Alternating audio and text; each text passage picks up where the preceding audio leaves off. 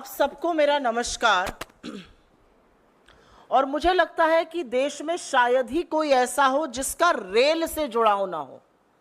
हम सब लोग मध्यम वर्ग से आते हैं, निम्न मध्यम वर्ग से आते हैं, और रेल से जुड़ी हुई बड़ी मधुर स्मृतियां हैं। और रेल से ही कहीं ना कहीं आवागमन सबने किसी ना किसी टाइम पर जरूर किया है, क्योंकि रेल सिर्फ पटरियों पर दौड़ने वाली ट्रेनें नहीं है, दंदनाती हुई ट्रेनें नहीं है। रेल इस देश के एक छोर को दूसरे छोर से जोड़ता है।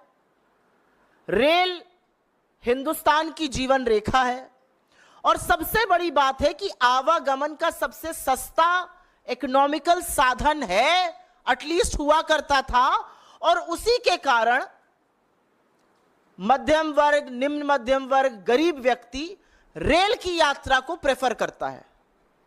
आज तक जब आप रेल में बैठते थे टिकट लेकर, तो कहीं ना कहीं ये विश्वास रहता था कि अपने गंतव्य तक पहुंच जाएंगे।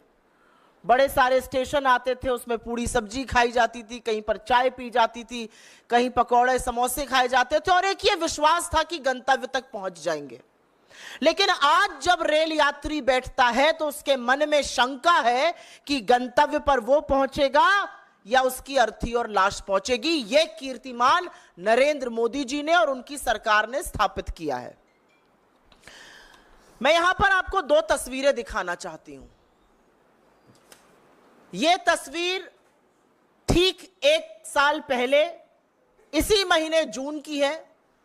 2 जून 2023 को ओडिशा के बालासोर में भीषण ट्रेन हादसा हुआ था। करीब करीब 300 लोगों की मौत हुई थी और 900 से ज्यादा लोग घायल हुए थे।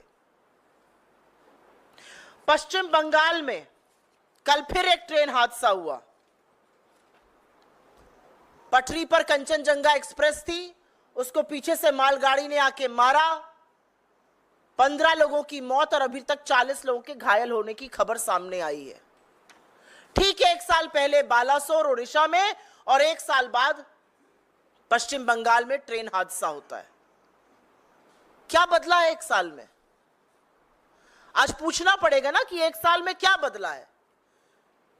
लगातार ट्रेन हादसे हो रहे हैं, और मैं एक सरकारी आंकड़ा आपके साथ साझा कर देती हूं। 1117 ट्रेन दुर्घटनाएं 2014 से 23 तक, और जानबूझकर 23 तक का ही आंकड़ा दे रही हूं, 31 मार्च 2023, क्योंकि ये हमारे आंकड़े नहीं है, आपके आंकड़े नहीं है, ये गवर्नमेंट ऑफ इंडिया के आंकड़े हैं। 1117 ऐसी रेल दुर्घटनाएं हुई हैं जहां पर जान और माल की नुकसान हुआ है। यह सरकारी आंकड़ा है, असल आंकड़ा इससे बहुत ज्यादा है। मतलब हर महीने 11 ट्रेन हादसे हुए हैं। हर 3 दिन पर एक ट्रेन हादसा हो रहा है, और उसमें जान और माल की क्षति हो रही है। तो क्या बदला एक साल में? इतना बड़ा बालासोर का ट्रेन हादसा हुआ, हम सब ने लाशों का अंबार देखा, परिवारों को उजड़ते हुए देखा, छोटे छोटे बच्चों को बिलखते हुए देखा। क्या बदला एक साल में? बालासोर से पश्चिम बंगाल क्या बदला? क्या बदला 2014 से 2024 में?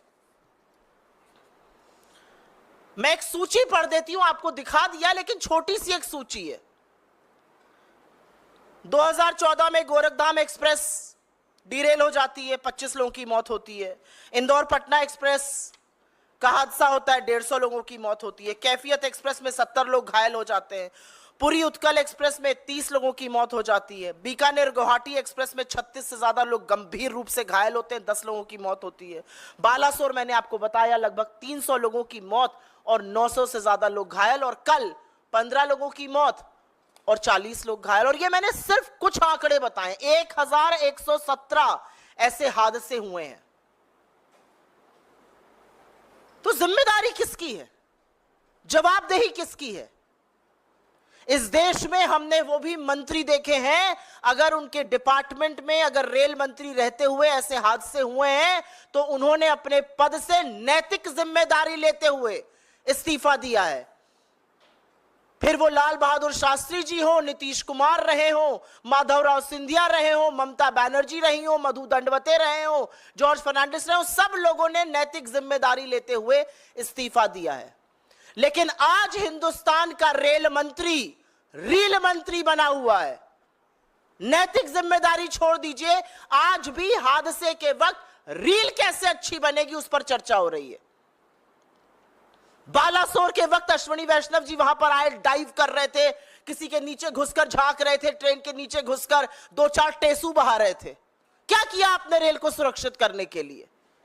आप कल पहुंचते हैं वहां पर, आप रेल मंत्री हैं, आप गाड़ी से भी जा सकते थे, लेकिन वीडियो ज्यादा बेहतर तब आएगा जब आप जूम जूम जूम करके मोटरसाइकिल से जाएंगे।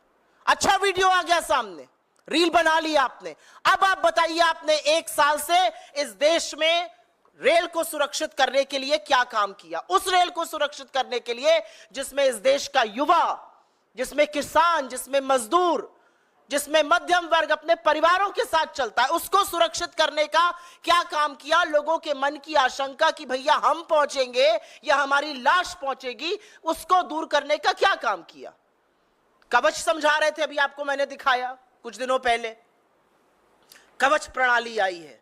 कवच प्रणाली क्या करेगी? एक ट्रैक पर अगर 2 ट्रेनें चल रही होंगी तो पीछे वाली ट्रेन पर कवच से ब्रेक लग जाएगा, आपस में भिड़ंत नहीं होगी। क्या हुआ कल कवच का? ये क्या झुंझुने पकड़ाए जा रहे हैं देश को? 10 साल से रेल आवागमन का सबसे असुरक्षित साधन बन चुका है। लगातार जान और माल का नुकसान हो रहा है और लोगों को झुंझुने के नाम पर आपने कवच की बात कही।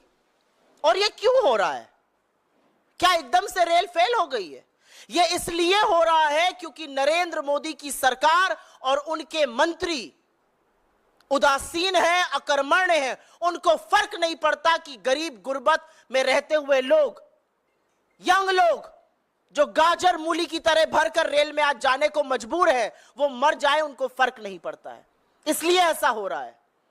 आपके साथ एक और आंकड़ा साझा करती हूं, और ये मेरा आंकड़ा नहीं है, ये आंकड़ा खुद अश्विनी वैष्णव ने पार्लियामेंट में दिया है, यह आरटीआई के माध्यम से भी सामने आया है। 3,12,000 रेलवे के रिक्त पद पड़े हुए हैं और कर्मचारियों की इसी भारी समस्या से रेलवे जूझ रहा है। एक आरटीआई के मुताबिक, और ये आंकड़ा बड़े ध्यान से सुनिएगा, लोको पायलट, बहुत सारे जो रेल हादसे होते हैं जहां पर गलत सिग्नल पे दे दिया गया, एक ही ट्रैक पर ट्रेनें चल गई, कहीं कहीं मानवीय त्रुटि होती है, और वो मानवीय त्रुटि लोको पायलट के कारण होती है। क्यों होती है ये भी समझ लीजिए। लोको पायलट के 70,093 पद स्वीकृत हैं, इसमें से 21% पद खाली पड़े हुए हैं। सहायक लोको पायलट के 57,551 पद स्वीकृत हैं, उसमें से करीब 8% खाली पड़े हुए हैं। ये वो पद है जो रेलवे को सुरक्षित बनाने के लिए, सुचारू रूप से चलाने के लिए, लोगों को अपने गंतव्य से, एक गंतव्य से दूसरे गंतव्य तक सुरक्षित पहुंचाने के लिए इन पदों का रोल होता है। और 21% ये पद खाली पड़े हैं। इसके चलते लोको पायलट के ऊपर बहुत भारी दबाव है।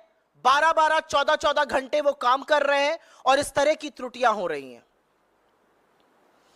मैंने 4-5 दिन पहले पढ़ा, रेल मंत्री कहते पाए गए, पुलिस बल का प्रयोग करो। ये जो भीड़ भाड़ हो रही है, ये भीड़ भाड़ अपने मन से नहीं हो रही है रेलवे में, क्योंकि आपने रेलवे को तबाह करने में कोई कसर नहीं छोड़ी है। पिछले 10 साल में रेलवे का जो हाल हुआ है, चाहे वो किराए में वृद्धि हो, और एक नहीं मैनीफोल्ड वृद्धि, जहां 800 का किराया था आज 2400 है। डायनामिक प्राइसिंग से कई बार तो रेल से कम किराया एयरलाइन का मिल जाता है। यह हाल आपने रेलवे का कर दिया है। क्यों ये लोग भीड़ भाड़ कर रहे हैं? कितनी किल्लत है ट्रेनों की, क्या अंदाजा है रेल मंत्री को? रेल मंत्री हवा हवाई हैं। शायद वो महंगाई में, जैसे उनकी एक कोलीग ने कहा था, मैं लहसुन प्याज नहीं खाता, वो कहते मैं रेल से नहीं चलता। चलिए रेल से, एक स्लीपर में बैठिए, 200 किलोमीटर की यात्रा करिए एक स्लीपर कोच में बैठकर, तब आपको पता चलेगा कि हिंदुस्तान की असली जनता, AC 3 में बैठ जाइए, आप AC 2 में बैठ जाइए, आपको पता चलेगा कि हिंदुस्तान की जनता किस तरह से आज आवागमन करने को मजबूर है। इतनी किल्लतें हैं ट्रेन की कि पिछले वित्तीय वर्ष में, वित्तीय वर्ष 2023 में 2,70,00,000 यात्री यात्रा का टिकट बुक कराने के पार यात्रा नहीं करा पाए, क्योंकि टिकट कंफर्म ही नहीं हुआ, सीट की किल्लतें थी। 2,70,00,000 लोग एक वित्तीय वर्ष में यात्रा नहीं कर पाए, उनका ट्रेन का टिकट वेट लिस्टेड था, वो रह गए। और यह निरंतर बढ़ रहा है। इसके पहले वाले वर्ष में यह संख्या 1,63,00,000 थी, वो बढ़कर 2,70,00,000 हो गई। तो कितनी किल्लत है ट्रेनों की और कैसे लोगों को अपनी यात्रा कैंसिल करनी पड़ रही है, उसका एक प्रमाण यह भी है। एक बात जरूर बोलना चाहती हूं, और इसका मैंने जिक्र किया था 3-4 दिन पहले। मंत्री जी ने कहा पुलिस बल का प्रयोग करो, ये जो अनारक्षित लोग घुस जाते हैं, ये अपनी मर्जी से घुस रहे हैं, इनके पास कोई काम नहीं है। ये जो हमारे बच्चे अपनी परीक्षा देने जाते हैं, एक के ऊपर एक चढ़कर गाजर मूली की तरह इस गर्मी में, तपती हुई गर्मी में लोग टॉयलेट में बैठने को मजबूर हैं। कौन है ये लोग? क्योंकि आपने स्लीपर और द्वितीय श्रेणी के कोचेस को लगातार एसी में कन्वर्ट करा। लोगों के पास इतना पैसा नहीं है कि वो एसी कोच में चल सके। आपने ट्रेनें रद्द कर दी, ट्रेनों की संख्या खत्म करी, पैसेंजर ट्रेन की कम करी। उसके चलते आज आरक्षित डब्बों में अनारक्षित लोग जो जनरल टिकट लेकर आवागमन करते थे, वो बैठने को मजबूर हैं। तो उन पर बल का प्रयोग मत करिए, अपनी गलती को स्वीकारिए। मैं जानती हूं कि लोगों को असुविधा होती है, लेकिन उस असुविधा का कारण आप हैं। और क्योंकि रेलवे सुरक्षा की बात हो रही है, तो थोड़ी बात हो जाए कि सरकार कर क्या रही है। ऐसा नहीं है सरकार के पास फंड नहीं है रेलवे सुरक्षा के लिए। इनफैक्ट सीएजी ने बताया है कि राष्ट्रीय रेल संरक्षा कोष RRSK में 20,000 करोड़ रुपए आने थे। 15,000 करोड़ रुपए केंद्र सरकार देती, 5,000 करोड़ रुपए रेलवे अपने रेवेन्यू से देता। 4 साल बाद जहां 20,000 करोड़ रुपए आने थे, वहां 4,225 करोड़ रुपए आए हैं, 1/4। यह इनकी सीरियसनेस है, यह रेलवे सुरक्षा के लिए सरकार की उदासीनता है। जिस संरक्षा कोष में 20,000 करोड़ रुपए आने थे, जिससे रेलवे की सिक्योरिटी होती, उसमें 4,225 करोड़ रुपए है। लेकिन अभी चौंकिए मत, क्योंकि चौंकने वाली बात आगे है। उस पैसे से रेलवे की सुरक्षा नहीं की गई, उस पैसे से फुट मसाजर खरीदा गया, क्रॉकरी खरीदी गई, इलेक्ट्रिकल अप्लायंसेस खरीदे गए, फर्नीचर खरीदे गए, जाड़े में पहनने वाले जैकेट खरीदे गए, कंप्यूटर खरीदे गए, लोगों को बोनस दिया गया, गार्डन बनाए गए उस पैसे से। उस पैसे से रेलवे को, रेल यात्रा को सुरक्षित करना था, उससे क्रॉकरी और फर्नीचर खरीदा जा रहा था।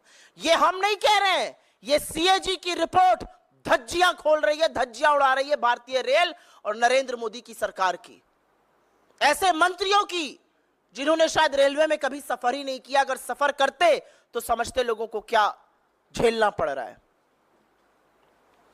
डेप्रिसिएशन रिजर्व फंड होता है एक रेलवे में, उसमें इस चीज का प्रोविजन होता है कि रेलवे की जो पुरानी संपत्ति है उसको रीएनर्जाइजेशन किया जा सके, उसको पुरानी संपत्ति को बदलना था। असलियत यह है कि जहां पर 58,000 करोड़ रुपए खर्चा होने थे, वहां पर 600 करोड़ रुपए खर्चा हुए हैं। यह सीरियसनेस है सरकार की। आंकड़े इसलिए दे रही हूं क्योंकि आंकड़ों से कोई नहीं भाग सकता है, और ये सरकारी आंकड़े हैं, सीएजी के आंकड़े हैं, सरकार की पोल खोलते हुए आंकड़े हैं। आंकड़ों से कोई नहीं भाग सकता है। आप टेसू भले बहा लीजिए, आप 4 रील जरूर बना लीजिए, लेकिन आंकड़ों से कहां भागिएगा। सुरक्षा का पैसे से आप क्रॉकरी और फर्नीचर खरीद रहे हैं, डेप्रिसिएशन फंड आप खर्चा ही नहीं कर रहे हैं। रेल जो सबसे भरोसेमंद साधन होता था, आज लगातार लेट चल रही है। मुझे याद है एज अ स्टूडेंट, मैं लखनऊ से दिल्ली और दिल्ली से लखनऊ बहुत करती थी, और कभी संशय नहीं रहता था। जब शुरू शुरू में नौकरी भी ज्वाइन करी थी, तो संडे रात को लखनऊ से बैठो, मंडे सवेरे पहुंचो, तड़ाक से ऑफिस पहुंच जाओ। आज नहीं पता है इस बात का। आज नहीं पता है कि ट्रेन 4 घंटे लेट होगी या 5 घंटे लेट होगी या 9 घंटे होगी या 24 घंटे लेट होगी। असलियत यह है कि पैसेंजर ट्रेनों में से 17% ट्रेनें लेट चल रही हैं। एक वर्किंग मिनट्स होते हैं, 1,10,00,000 वर्किंग मिनट रेलवे ने बर्बाद किए हैं अपने ट्रेनों के लेट चलते हुए। क्यों लेट चल रही हैं ट्रेनें? क्या जो ट्रेन से लोग चलते हैं वो काम धंधा नहीं करते हैं? क्या जो ट्रेन से बच्चे परीक्षा देने जाते हैं, जो लोग एक जगह से दूसरी जगह जाते हैं, क्या वो काम धंधा नहीं करते? क्या उनके वक्त की कोई अहमियत नहीं है? क्योंकि सरकार की उदासीनता सबसे ज्यादा भारतीय रेल झेल रही है। असलियत यह है कि रेल को तबाह करने के लिए इस सरकार ने कोई भी कसर नहीं छोड़ी है। हमारे रेल मंत्री को अगर मैं रील मंत्री कहूं तो शायद गलत नहीं होगा। रील बनाने का बड़ा शौक है, वंदे भारत की रील बनाते हैं, बुलेट ट्रेन की रील बनाते हैं, बनाइए। अरे 5 नहीं 50 बुलेट ट्रेन लाइए, लेकिन जो बेसिक रेल यात्रा लोगों के लिए है उसको तो सुरक्षित करिए, उसको तो सुचारू करिए। क्या मिल रहा है आपको रेल को बेचकर, रेल की जमीन पर हड़प कर, रेल को निजीकरण करके? क्या मिल रहा है आपको? लोगों की जेब पर सिर्फ और सिर्फ डाका डाला जा रहा है। बार बार कहा जाता है नैतिक जिम्मेदारी लीजिए और इस्तीफा दीजिए। वो तो होगा नहीं। हम मांग जरूर करेंगे लेकिन वो होगा नहीं। और इसलिए नहीं होगा क्योंकि अगर नैतिकता होती तो ब्रजभूषण शरण सिंह को गोदी में नहीं बिठाए रखते। अगर नैतिकता होती तो अजय मिश्र टेनी को मंत्री बनाकर नहीं रखते। अगर नैतिकता होती तो प्रज्वल रेवन्ना के प्रचार में नहीं जाते। अगर नैतिकता होती तो इतनी निर्णायक नैतिक हार के बाद नरेंद्र मोदी इस देश के प्रधानमंत्री नहीं बनते। So what is happening in this government is essentially flowing from the top. असलियत यह है कि प्रधानमंत्री पद पर रहते हुए व्यक्ति ने रेल को बर्बाद करने में कोई कसर नहीं छोड़ी है, और रही सही कसर जो है वो अश्विनी वैष्णव पूरी तरह से लगकर पूरी कर रहे हैं। I will very briefly make some of the statements in English on this. Railways is perhaps the most preferred mode of transport as far as India's middle class, lower middle class and the poor are concerned, simply because it is the most economical means of transportation. I am showing you 2 pictures here. One of Balasore in Odisha exactly a year back in June 2023, and here is another picture of Kanchenjunga Express which met with an accident in West Bengal yesterday, killing 15 people and injuring 40 others. 1,117 rail accidents according to the government data have happened in the last 9 years from 2014 to 2023, which means an accident every 3 days. And these accidents have resulted in loss of life and property. There is a list of accidents that I can keep going on, but who is responsible? Who is going to take the moral responsibility for this? We've seen railway ministers in the past own up to moral responsibility, resign from their positions of influence and power. But here we have a railway minister who does not miss an opportunity, even in the time of plight, even in the time of tragedy, to make reels. He is not the rail minister, he is actually the real minister of India. And even when he went to Darjeeling, even when he went to the site in West Bengal yesterday, he was riding pillion on a bike. Why? Without a helmet? So that he would be better captured in a video?